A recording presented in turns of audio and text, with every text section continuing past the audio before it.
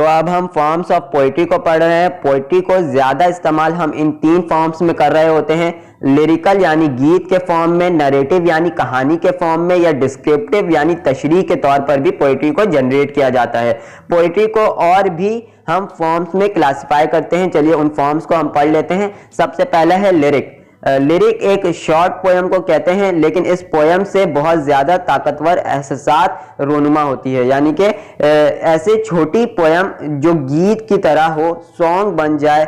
जैसे हमने बचपन में एक पोयम पढ़ा था, twinkle twinkle little star how I wonder what you are up above the world so high like a diamond in the sky. ये एक लिरिकल पोयम है, गीत की तरह है ये नज़म। दूसरा है सोनेट। लव सोनेट का मतलब होता है एक छोटा सा गाना या एक छोटी सी गीत। सोनेट एक ऐसे लिरिकल पोयम को कहते हैं जो 14 लाइंस पर मुश्तमिल होते हैं, और ये 14 लाइंस 2 स्टैंजा पर डिवाइड होते हैं। एक स्टैंजा ऑक्टेव यानी 8 लाइन पर मुश्तमिल होता है, और दूसरा स्टैंजा सिस्टेट यानी 6 लाइन पर मुश्तमिल होता है। और इस तरह इन 2 स्टैंजा को मिलाकर एक सोनेट पोयम बनाया जाता है। सोनेट को इटालियन, इंग्लिश, इन सब लैंग्वेजेस में लिखा जाता है। ये सोनेट वहीं से आया है। अब हम एलिजी के बारे में पढ़ लेते हैं। एलिजी को उर्दू में मर्सिया कहा जाता है। एलिजी भी एक लिरिकल पोयम है जिसमें हम अपने अजीज के मरने के बाद इसके गम, रंज, इसके मलाल पर एक पोयम लिखते हैं, जिसे एलिजी कहा जाता है। ओड। ओड को उर्दू में गजल कहा जाता है। ओड भी एक तरह का लिरिकल पोयम है, लिरिकल पोयम की इकसाम है, जिसमें हम किसी को मुखातिब करके किसी इंडिविजुअल मखसूस फर्द की तारीफ करते हैं। ज़्यादातर ओड को इश्किया अंदाज या इश्क मिजाजी पर लिखा जाता है, जैसे प्यार करने वाले दूसरे के ऊपर अब उसे मुखातिब करके पूरी नज़म लिख देते हैं, जिसे गज़ल कहा जाता है। बैलेड।